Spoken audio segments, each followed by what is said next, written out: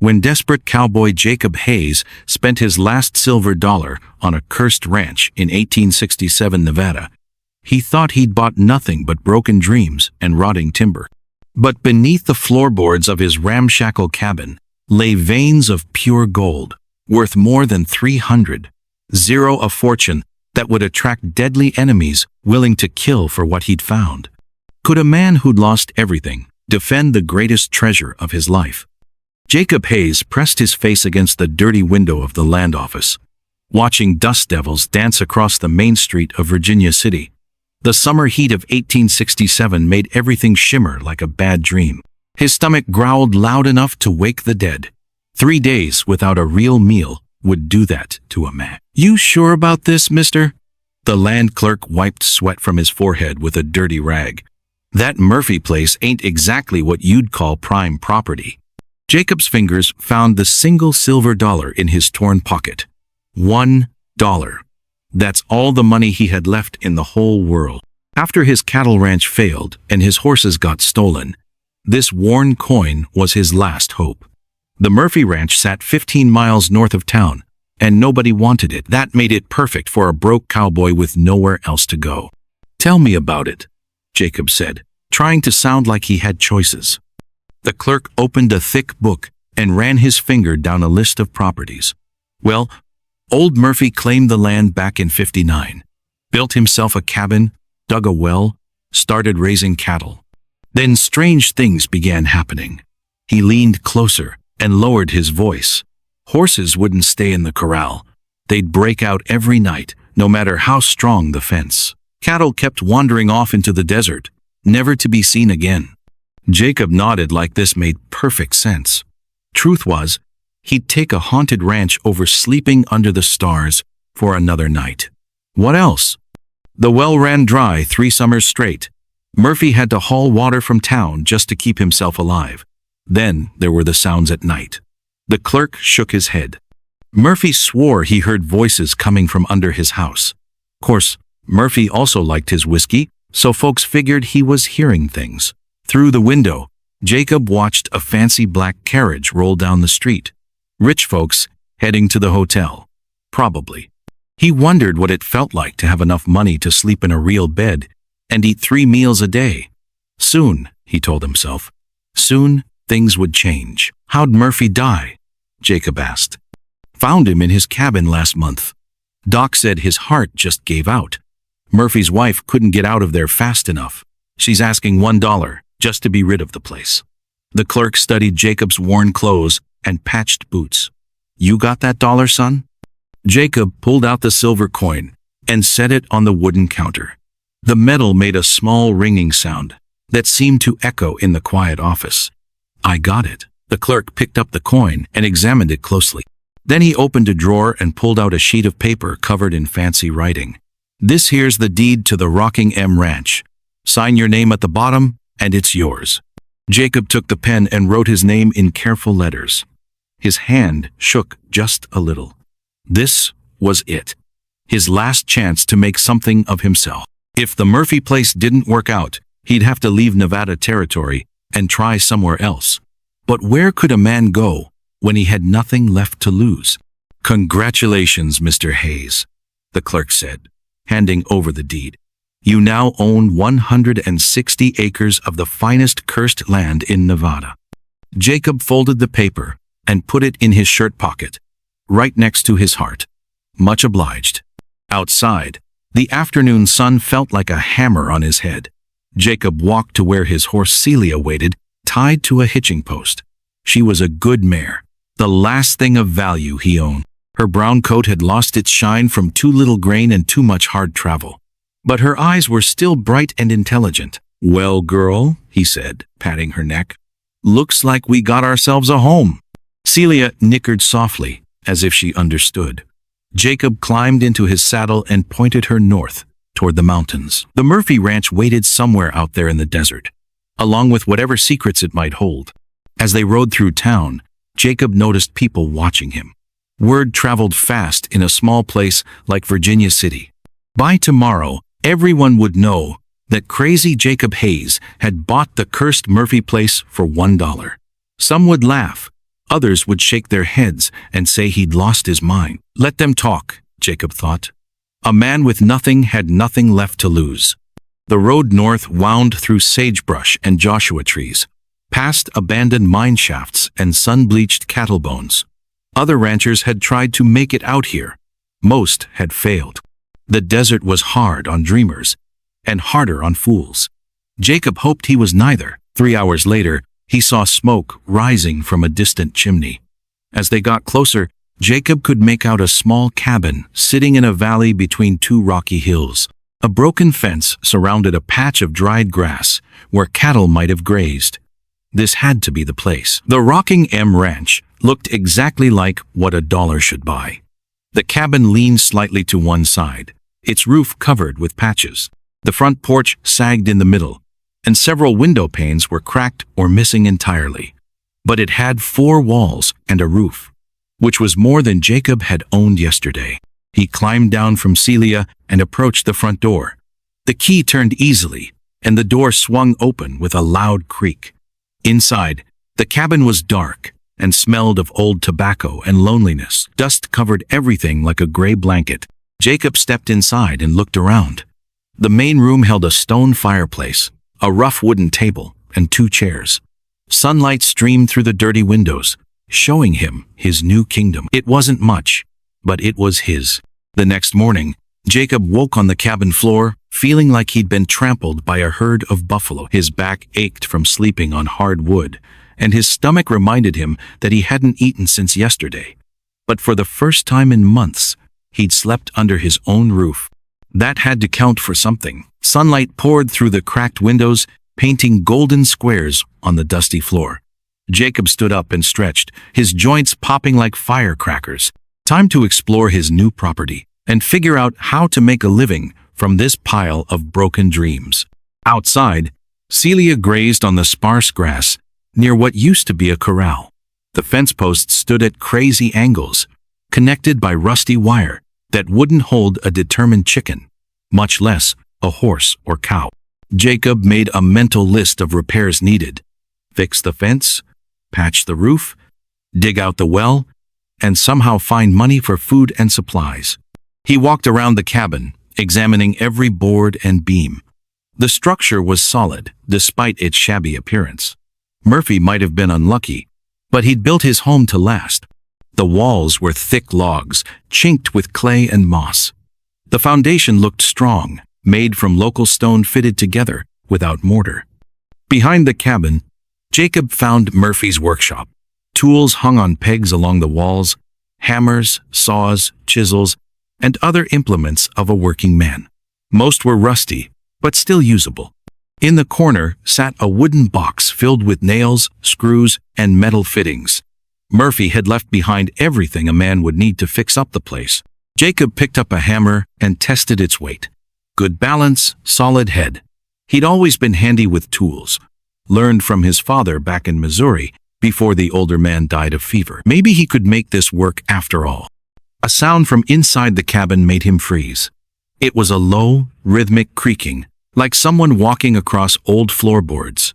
But Jacob knew he was alone. Celia stood outside, and no other horses or people were anywhere in sight.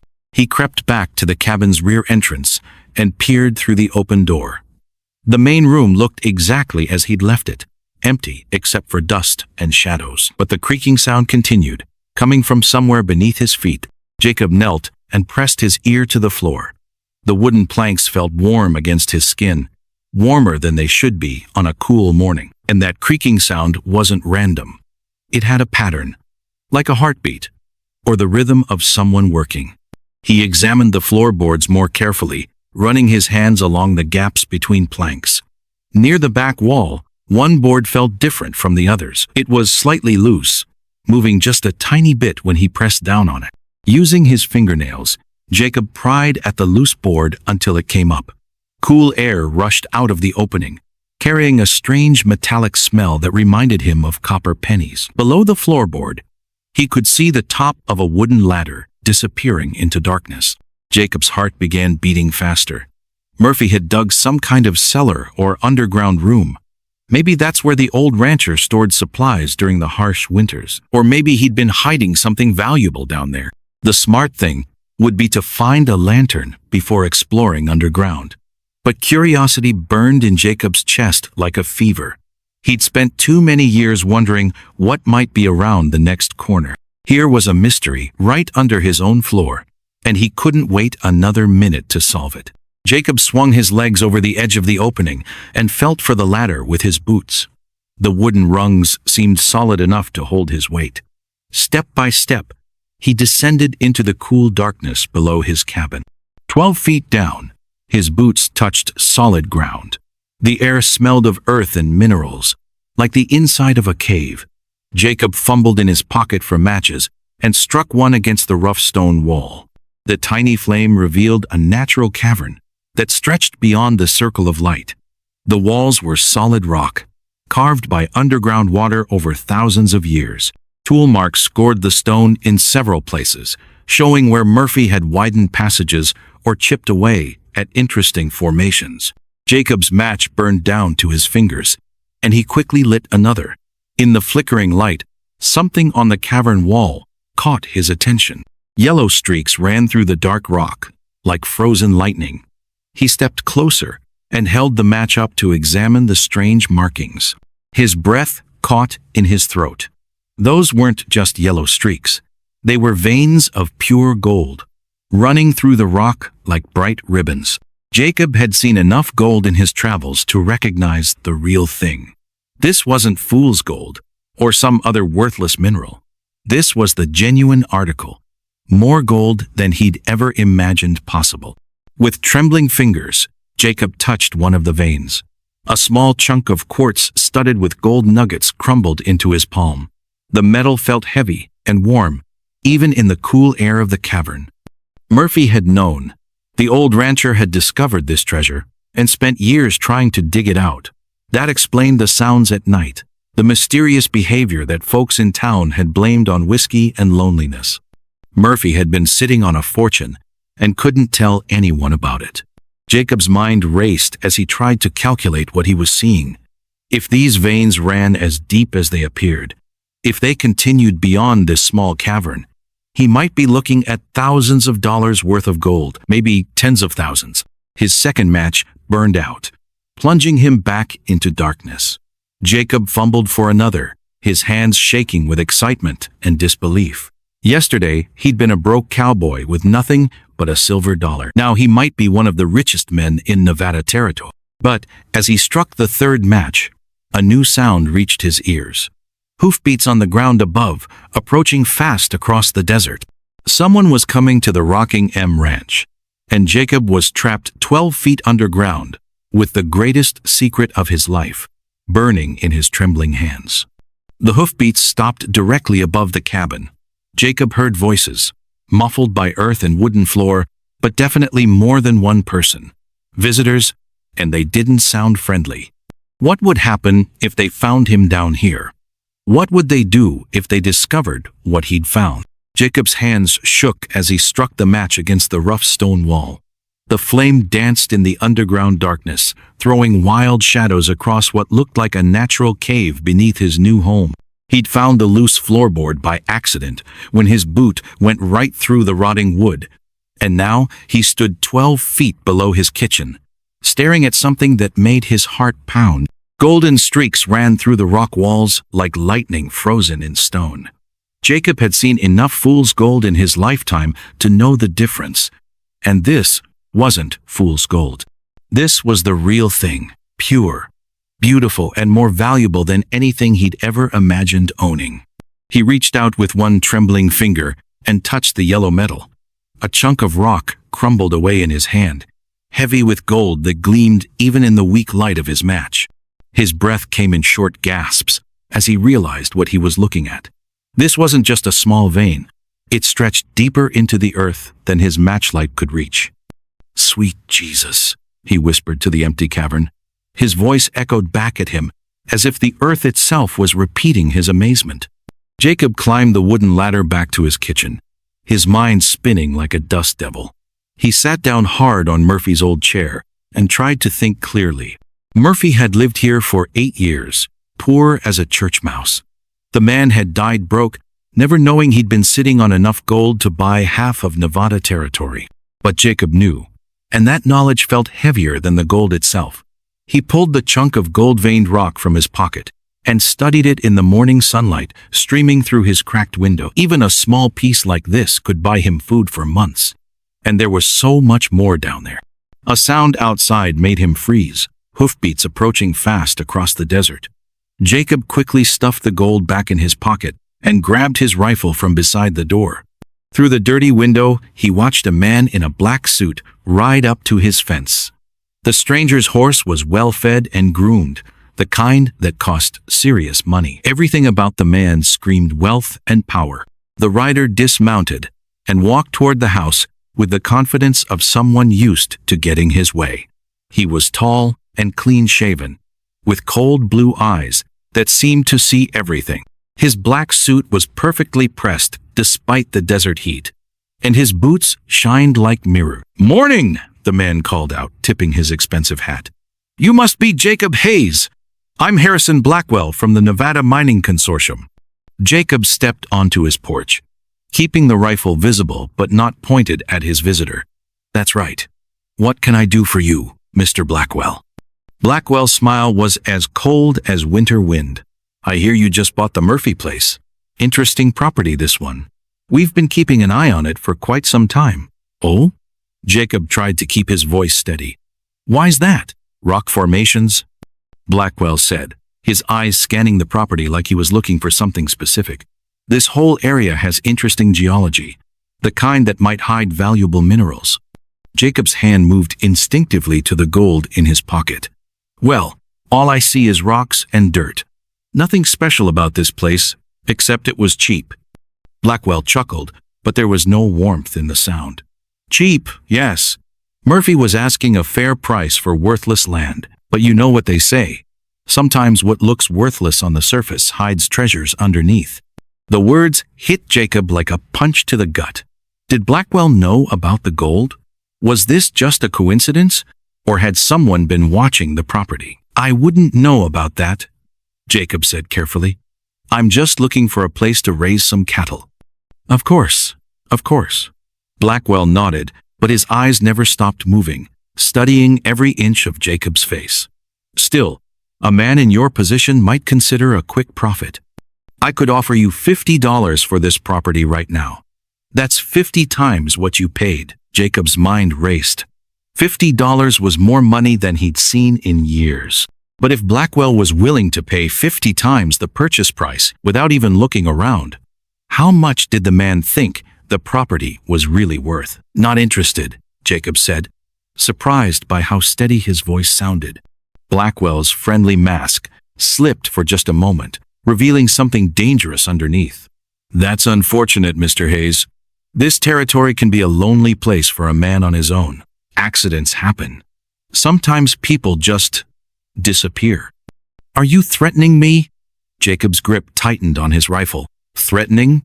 Blackwell's fake smile returned. "Not at all. Just making conversation about the realities of frontier life. Think about my offer, Mr. Hayes. I'll be in touch soon." The man climbed back on his horse and rode away without looking back, leaving Jacob standing on his porch with his heart hammering in his chest. Blackwell knew something, maybe not about the specific gold vein, but enough to want the property badly. Jacob went back inside and down to the cavern. By the light of several candles, he could see that the gold vein stretched deeper than he'd first thought. This wasn't just valuable, it was a fortune that could change his entire life. But it was also a fortune that could get him killed. As he climbed back up to his kitchen, Jacob realized his problems were just beginning. He'd thought finding gold would solve all his troubles. Instead, it seemed like it was going to create whole new ones. He looked out at the empty desert and wondered how many other people knew about what lay beneath his feet. And more importantly, how far would they go to take it from him?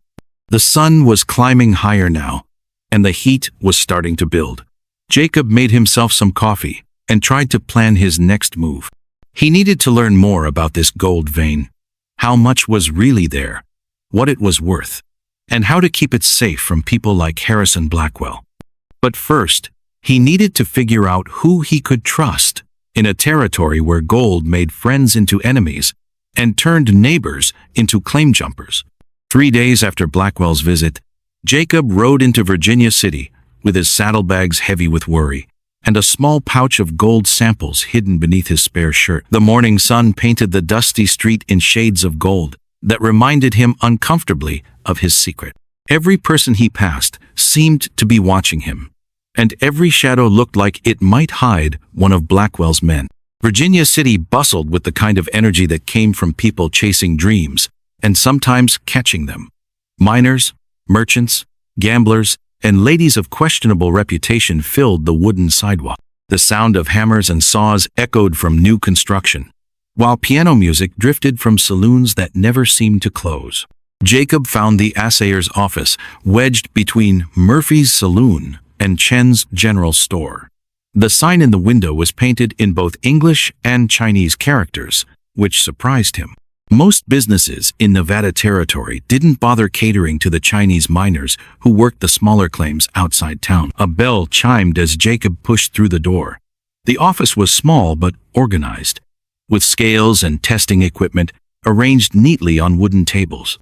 Behind the counter stood a Chinese man about 50 years old, wearing wire-rimmed glasses and a clean white shirt. His hair was gray at the temples, and his hands moved with the careful precision of someone who handled valuable things every day.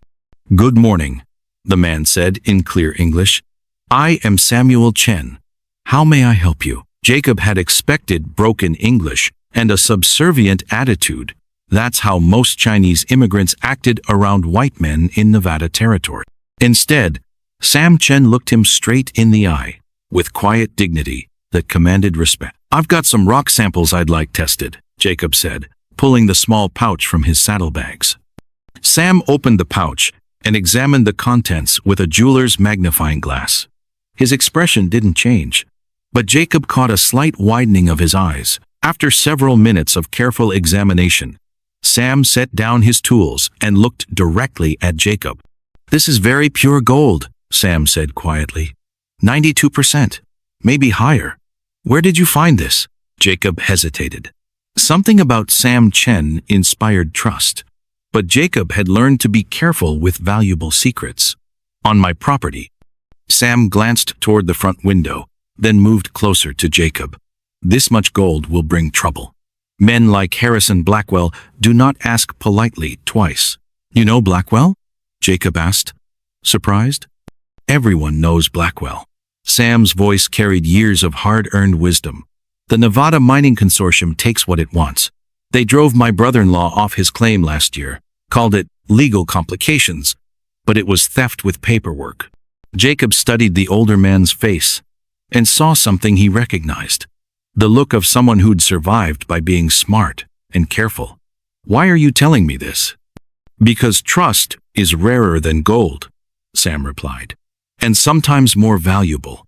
My family has learned what happens when powerful men want something you have."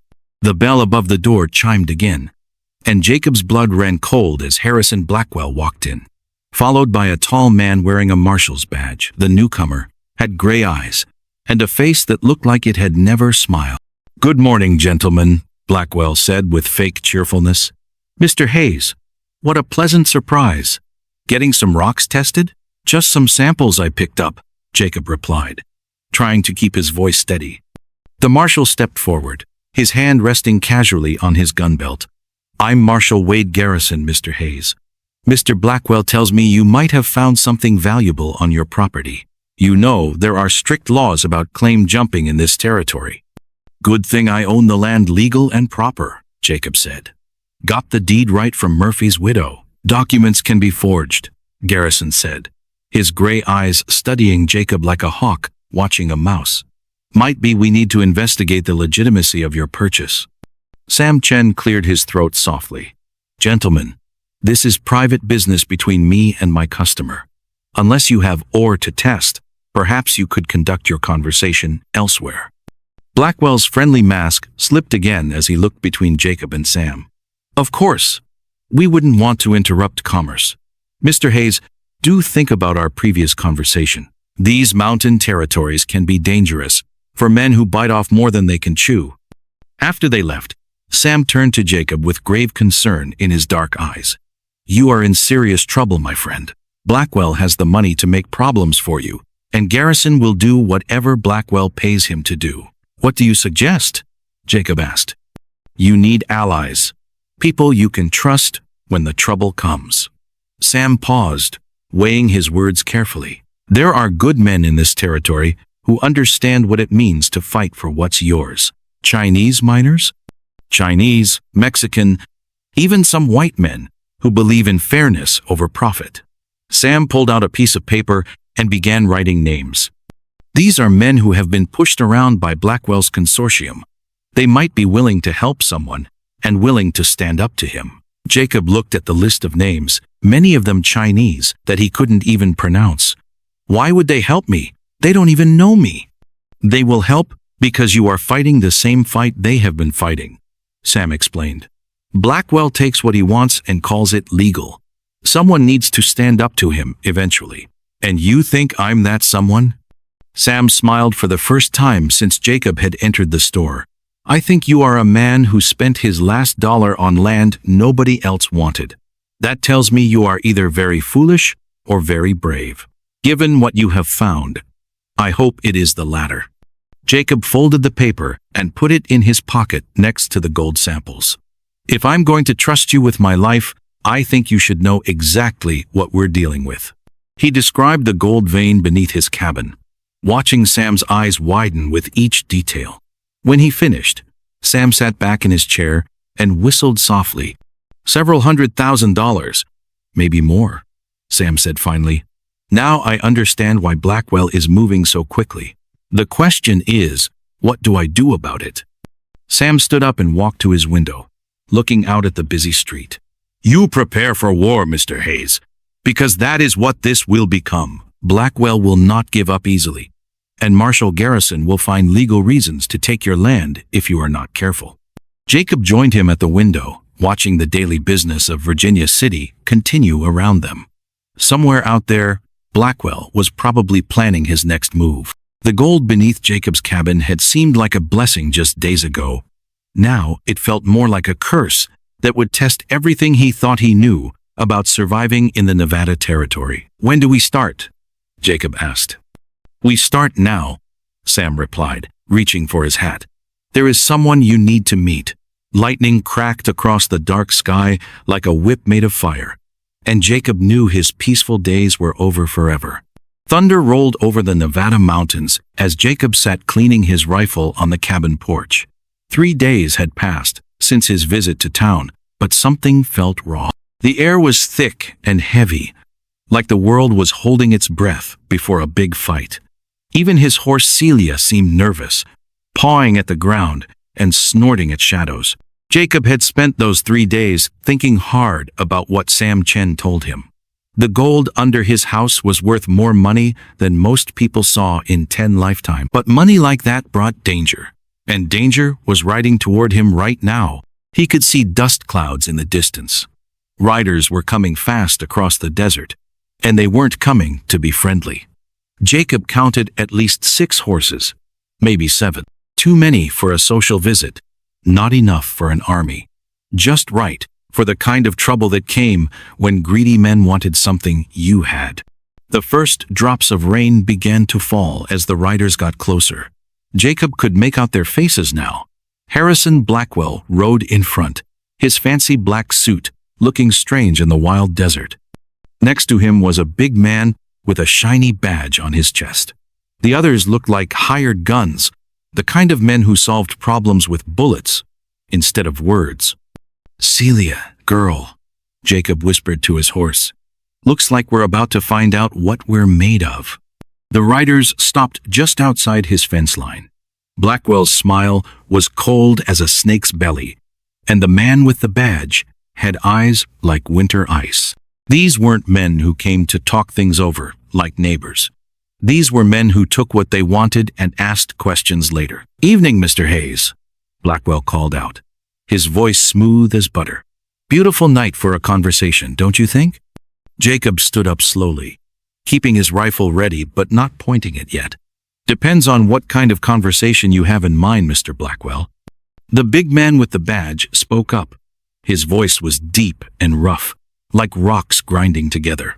I'm Marshal Wade Garrison, son. We need to have us a little chat about your property here. Something about the way he said Marshal didn't sit right with Jacob.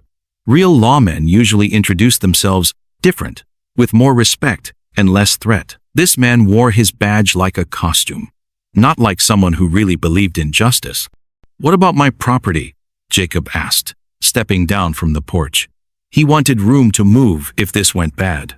Well, Blackwell said, still smiling that cold smile, it seems there might be some problems with old Murphy's claim to this land. Legal problems that could make your purchase questionable. The rain was coming down harder now, making little streams in the dusty yard. Lightning lit up the sky again. And in that bright flash, Jacob saw something that made his blood run cold. Two of the riders had spread out to his left and right, trying to surround him without being obvious about it. Murphy homesteaded this land fair and square in 1859, Jacob said, his hand moving closer to his gun. I got all the papers to prove it. Papers can be faked, the fake marshal said with a nasty grin. And even if they're real, sometimes the government makes mistakes. Sometimes land gets given to the wrong people. Jacob felt anger building in his chest like steam in a boiler. These men were trying to steal his land, his gold, his future. They thought they could scare one poor cowboy into giving up everything he'd worked for. They thought wrong. I don't think so, Marshal, Jacob said, putting extra meaning on the word Marshal. This is my land, bought and paid for, legal. Blackwell's smile finally disappeared. His face went hard as granite, and his voice dropped low and dangerous. Mr. Hayes, you seem like a smart man. Smart enough to know when you're outnumbered. We've got 7 guns to your 1. 7 guns, Jacob repeated, raising his rifle just a little. The rain was soaking through his shirt now, but he didn't feel cold. He felt hot with anger and determination. Funny thing about numbers, Mr. Blackwell, sometimes it ain't about how many guns you got. Sometimes it's about who's willing to use them. The wind picked up, howling across the desert like a wounded animal. Tumbleweeds rolled past the fence, and somewhere in the distance, a coyote howled. It was like nature itself was getting ready for the fight that was coming. Last chance, Hayes, the fake marshal growled. Pack up your gear and ride out tonight or we'll make you leave the hard way. Jacob thought about the gold under his feet. He thought about Sam Chen and the trust in the old man's eyes. He thought about all the times in his life when he'd backed down from a fight, when he'd let other people push him around because it was easier than standing up for himself. Not this time. This time, he had something worth fighting for. I got a better idea, Jacob said, his voice steady despite the storm raging around them. Why don't you boys turn around and ride back where you came from before you start something you can't finish? Lightning split the sky again, and thunder crashed so loud it shook the ground. In that moment of bright light and terrible noise, Jacob saw hands moving toward guns. The talking was over. What happened next would decide whether Jacob Hayes lived to enjoy his fortune or died defending it. The first bullet whistled past Jacob's ear like an angry hornet, and suddenly the night exploded into chaos. Jacob dove behind the old water trough just as 3 more shots rang out. Wood splinters flew through the air, where his head had been a second before. The storm was getting worse, turning the yard into a muddy mess. But that might be the only thing keeping him alive. Rain poured down in sheets, making it hard to see more than a few feet. Lightning lit up the sky every few seconds, giving quick glimpses of the men trying to kill him. Thunder crashed so loud it hurt his ears, but Jacob could still hear boots splashing through puddles as the gunmen spread out around his cabin. He peered over the edge of the water trough and saw muzzle flashes from 3 different directions. These men knew what they were doing. They were trying to surround him, cut off any escape routes, but they didn't know the ranch like Jacob did. He'd spent weeks fixing fences and learning every inch of this land. A bullet smacked into the wood right next to his face, sending splinters into his cheek. Jacob rolled to his left, toward the pile of firewood Murphy had stacked against the cabin wall. Another shot followed him, kicking up mud where he'd been lying. "Give it up, Hayes!" Blackwell shouted through the storm. "You can't fight all of us." Jacob didn't waste breath answering. He squeezed off 2 quick shots toward Blackwell's voice, then rolled again as return fire chewed up the firewood. One of his shots must have come close because he heard someone curse loudly. The fake marshal was trying to circle around toward the cabin door. Jacob could see him moving from shadow to shadow, using the storm as cover. If that man got behind him, the fight would be over fast. Jacob made a dangerous choice. He jumped up and ran toward the corral, bullets whining all around him. His boots slipped in the mud, but he kept his balance and dove behind the fence rails just as 3 shots splintered the wood above his head. From his new position, he could see the fake marshal more clearly. The big man was sneaking along the side of the cabin, his gun ready. Jacob took careful aim and fired. The marshal stumbled and fell, grabbing his shoulder and cursing up a storm. "Wade's hit!" one of the other men yelled. "Keep shooting!" Blackwell screamed back. "He's just one man!" But Jacob was starting to think like a fighter, instead of just trying to survive. He counted muzzle flashes and listened to voices. 7 men had ridden up to his ranch, but now he could only see 5 still shooting. That meant he'd either scared off 2 of them, or they were wounded and out of the fight. Lightning crashed again, closer this time. And in the bright flash, Jacob saw something that made his heart jump with hope. Riders were coming from the south, moving fast through the storm. At first he thought it was more of Blackwell's men, but then he heard a familiar voice calling his name. "Jacob Hayes, it's Samuel Chen." Jacob almost couldn't believe his ears. Sam was riding toward the gunfight, and he wasn't alone. 3 other riders followed him, all of them armed and ready for trouble. Jacob recognized one of them, Wei Lin, the young Chinese miner he'd met in town. "Sam!" Jacob shouted. "Watch out for the one by the cabin!" Sam's group hit Blackwell's men from behind, like a hammer hitting an anvil. Suddenly, the gunfight went from 7 against 1 to something much more even.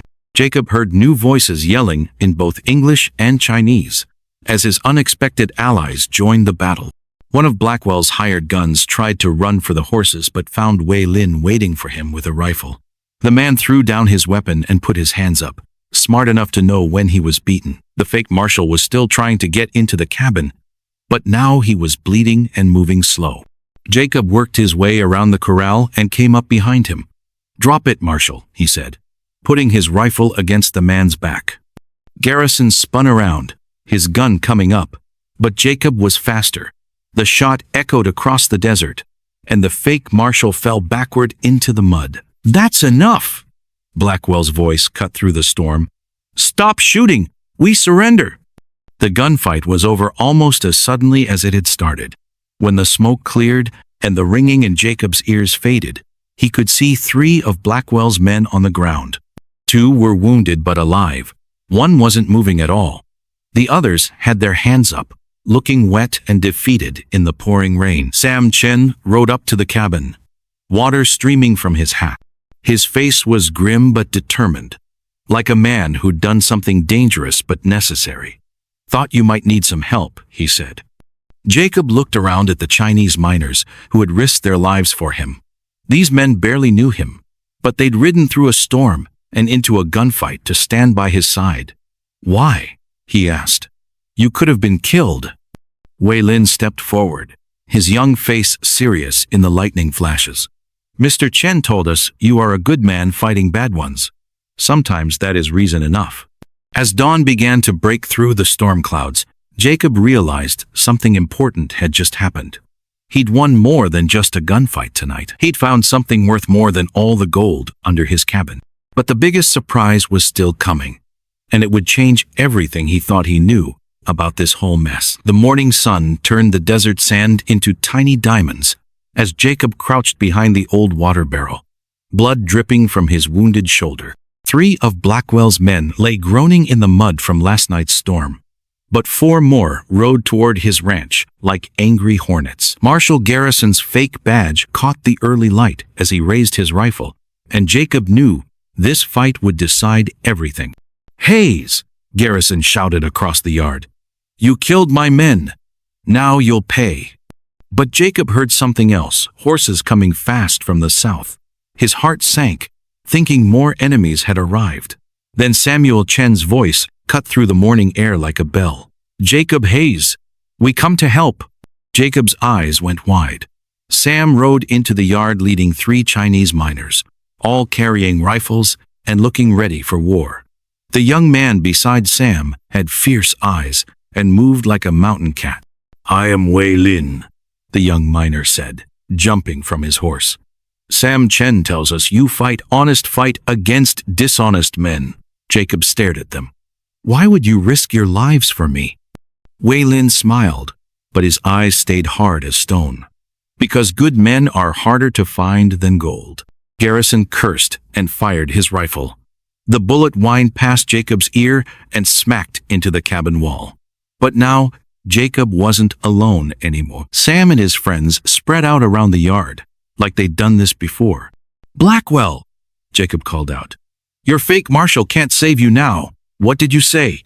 Garrison spun toward Blackwell, his face turning red. Jacob pulled out the telegram that had arrived with the real territorial marshal. "Says here you've been using a fake badge to steal people's land.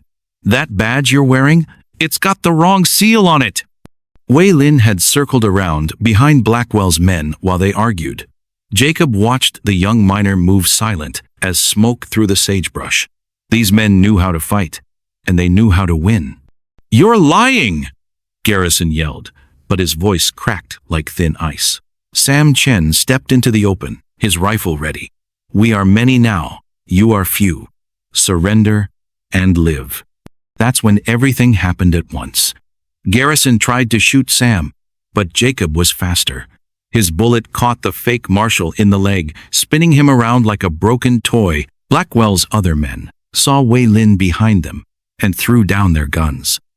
"I surrender, don't shoot!" one of them yelled, but Blackwell himself wasn't done. He pulled out a hidden pistol and aimed it straight at Jacob's heart. Time slowed down like honey in winter.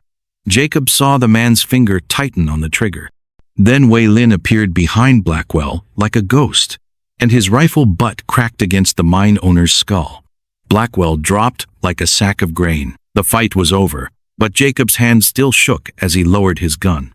In 10 minutes, everything had changed. The men who'd tried to steal his land were defeated, and he'd found friends worth more than all the gold in Nevada. "Why did you come?" Jacob asked Sam as they tied up the prisoners. Sam looked at the rising sun and smiled. "My people know what it means to have everything taken away. We also know what it means to stand together." The real Marshal Cooper rode up, just as they finished. He looked at the captured men and whistled low. "Well, I'll be. We've been hunting Blackwell's gang for months. They've been stealing claims all over the territory." Jacob felt something lift off his shoulders like a heavy coat. "What happens now?" "Now you keep your land, and these men face a judge," Cooper said. "But first, Mr. Hayes, I'm mighty curious about what's under that cabin of yours that made them so desperate." Jacob looked at Sam, then at Wei Lin, then at the men who'd risked everything to help him. Some secrets were too big to keep alone. "Marshal," Jacob said, "I think you'd better come inside." 2 seasons had painted the Nevada territory in new colors when Jacob Hayes stood on his front porch, watching the sunrise touch the Sierra Nevada mountains. The broken-down cabin behind him was gone, replaced by a proper house with glass windows and a stone chimney that reached toward the sky like a prayer. But the biggest change wasn't made of wood and nails. It was the sound of voices and laughter that filled the morning air. 30 men worked the Hayes Mining Company now, and their families had built a small town around the original ranch. Children played in the dust between new buildings, while their mothers hung laundry that snapped like flags in the desert wind. Production numbers came in, Sam Chen said, climbing the porch steps with a leather folder under his arm. His clothes were nicer now, but his smile was the same. "We pulled out more gold last month than most mines see in a year." Jacob took the papers but didn't look at them right away. Instead, he watched Wei Lin teaching a group of miners how to read English words written in the dirt. The young man had become like a brother to him, and his quick thinking had saved more than just Jacob's life that morning 6 months ago. "You know what's funny, Sam?" Jacob said, finally opening the folder. "A year ago, I thought being rich meant having enough money to buy a decent horse and a hot meal. And now?" Sam settled into one of the rocking chairs Jacob had ordered from San Francisco. Jacob laughed, a sound that came easier these days. "Now I know that being rich means having people who'll stand with you when the shooting starts." The numbers on the paper were bigger than anything Jacob had dreamed of. The Hayes Mining Company was pulling gold out of the ground faster than they could count it. At this rate, he'd be one of the wealthiest men in the Western Territories within 5 years. But wealth felt different when you shared it. Every man who worked the mine got a fair wage and a share of the profits. The families had good houses, and the children went to school in a building Jacob had paid to construct. Money, he'd learned, was like water. It did the most good when it flowed to everyone who needed it. A horse and rider appeared on the horizon, coming from the direction of Virginia City. Jacob recognized the blue dress and dark hair before the woman was halfway across the desert. Margaret O'Sullivan, the school teacher who'd started visiting to teach reading to the miners' children. She'd been coming 3 times a week for 2 months, and Jacob found himself looking forward to her visits more than he looked forward to the assay reports. "She's becoming quite regular around here," Sam observed with a sly smile. Jacob felt his cheeks warm. "She's just doing her job, teaching the kids." "Uh-huh," Sam said. "And I suppose it's just coincidence that you've been practicing your reading every night?" Margaret rode into the yard and tied her horse to the post Jacob had installed just for her visits. She wore her hair differently today, and when she smiled at him, Jacob felt like he'd struck gold all over again. "Good morning, Mr. Hayes, Mr. Chen." She climbed the porch steps with a basket under her arm. "I brought lunch for the children, and some books that just arrived from back east." "That's mighty kind of you, Miss O'Sullivan," Jacob said, suddenly aware that his hair probably needed combing. She looked out over the bustling mining camp, where men of different colors and countries worked side by side. "You've built something special here, Mr. Hayes. Most mining operations are just about taking gold out of the ground. But you've built a community." Jacob followed her gaze and saw what she meant. Near the main shaft, Waylin was showing a group of new miners how to shore up tunnel walls safely. By the smelting building, former members of Blackwell's gang worked honest jobs and sent wages home to their families. At the schoolhouse, children who spoke Chinese, Spanish, and English played together like language didn't matter. "I had help," Jacob said. "Turns out people are willing to do amazing things when they're treated fair and paid honest wages." Thunder rumbled in the distance, and dark clouds gathered over the mountains. Another storm was coming, but this time, Jacob wasn't worried. He had friends who would stand with him, work that mattered, and maybe, just maybe, a chance at something even more valuable than gold. Margaret looked at the approaching storm, and then at Jacob. "Looks like we're in for some weather." "Yes, ma'am," Jacob said, and realized that whatever came next, he was ready for it. "But I reckon we'll weather it just fine." As the first drops of rain began to fall, Jacob thought about the silver dollar he'd spent on this land almost a year ago.